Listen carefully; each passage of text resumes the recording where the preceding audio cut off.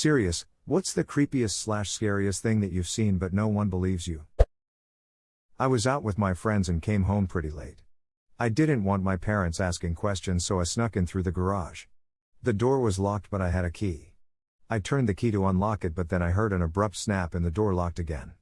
I repeated this 3 times. Each time I unlocked the door relocked. Exasperated, I cried out, "Mom, it's me."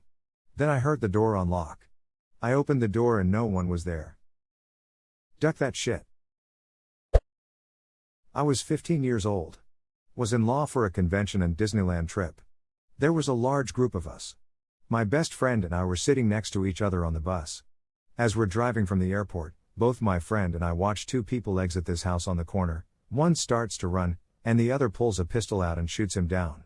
Then shoots him again. We both looked at each other thinking, holy shit. We told some adults on the trip and they told us we hadn't seen that and it never happened. Update, it was February 16, 2005.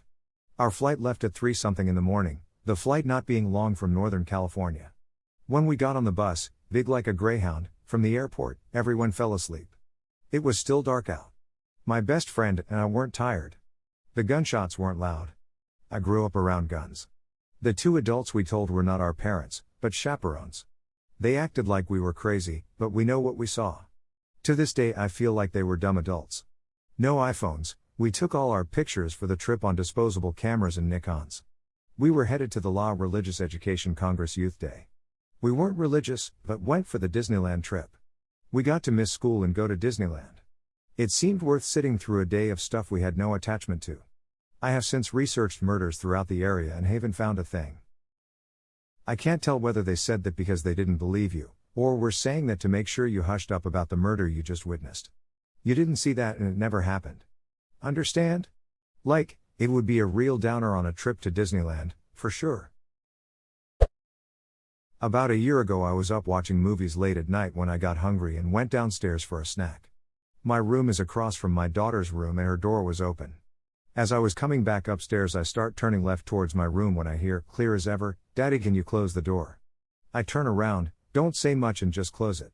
Once I'm back in my room, I lie down to watch TV when it hits me, my daughter isn't there. She's spending the night at my parents'. I get up and go to her room and sure enough, it's empty. I woke up my wife and she thinks I'm crazy. Says I was probably tired and maybe it was the TV. I remember the voice so clear and coming in the direction of her room. It's very possible that it was just my head playing games, but it definitely made me question a few things. My wife and I are almost always together. It's rare that we spend more than a few hours apart. One time though she went on a trip with her mother, so I had the house to myself for a week. On the second night, as I was dead asleep, I heard her voice ask, "Are you sleeping?" I jolted awake, groggily said yes, and fell back asleep. It wasn't till morning that I realized she wasn't there. I told her about it, and we both agreed that it was probably just the fact that I am so accustomed to her presence that when she was gone my brain just decided to edit her into my perception. Probably what happened with you, or ghosts. Auditory hallucinations are really common when you're sleepy or about to fall asleep. I have them all of the time. I usually just hear someone I know say my name right before I fall asleep. I worked at a small gas station in my small town when I was in my late teens. I was stocking sodas around back in the storage room. A man startled me, then apologized.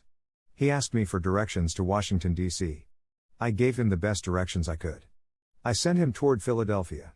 He thanked me and went to his car. There was a kid about my age sitting in the passenger seat. He gave me the most evil stare I've ever seen. They pulled off and I forgot about it and got back to work. I remember watching the news sometime later when they arrested the DC snipers. It was them for sure. Sent chills through my spine. I'm glad they spared me. I've only told a few people because I'm afraid people won't believe me. It still makes me feel a bit uncomfortable when I think about it. Being friendly and helpful probably helped you. I thought about that.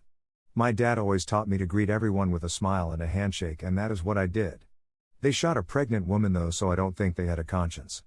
I think it may have been because of the security cameras my boss had up. Big Brother saved your ass. When I was about 12 or 13 I woke up in the middle of the night and smelled my father's cologne, thought it was a little odd since he lived about an hour away but was too tired to care. Went back to sleep, Woke up the next morning and for some reason my mother didn't wake me up for school. My father had passed away the night before. Never told anyone for years about that night, but around the age of 23 I told my mom she was glad to know that she wasn't crazy. That same night she got startled awake, and the dog was staring at the door wagging his tail. Almost like he was saying goodbye before fully leaving. When I was 9 my father passed away and said goodbye to me in his own manner as well. Woke up randomly in the middle of the night to see him sitting at the end of my bed. He had died just 4 days prior. He didn't say a thing, just reached out and put his hand on my leg in a comforting manner. I screamed and left the room crying because it scared me quite badly, but I remember it as clear as if it had happened yesterday. Over the years I've come to terms with the fact that he was saying goodbye and feel much more at peace with his sudden death. I think a week after my dad died 4 years ago, I had a dream he visited me at my first adult job. It felt like real life, so I immediately gasped and ran over, crying and hugging him, confused but not questioning it, still dreaming. He asked me if I was okay and if all the paperwork was done from his passing because he didn't want us to stress out. I woke up crying. His hands felt real in the dream. Thanks for your story, reminded me of my dad. I had a similar dream. My dad passed away just over a year ago.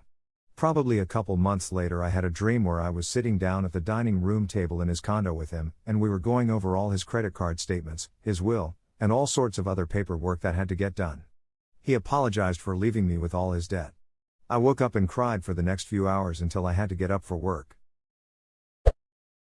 I was dozing on the couch at my parents' place last year. Not comfortably because I was cold.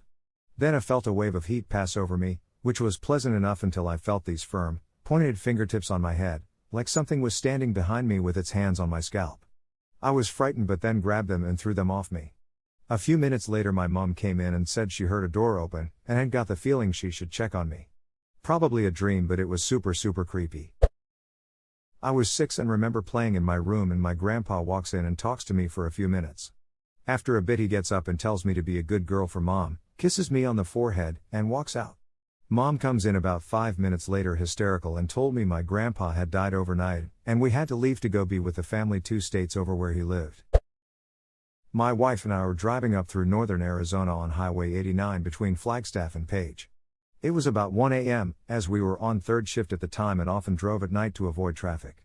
I saw a few sets of eyes glowing in my headlights a little ways up the road, so I let off the gas, slowing down to avoid hitting an animal in the road. When we drove by we saw several dogs, coyotes, on the side of the road, and I hit the gas and drove by.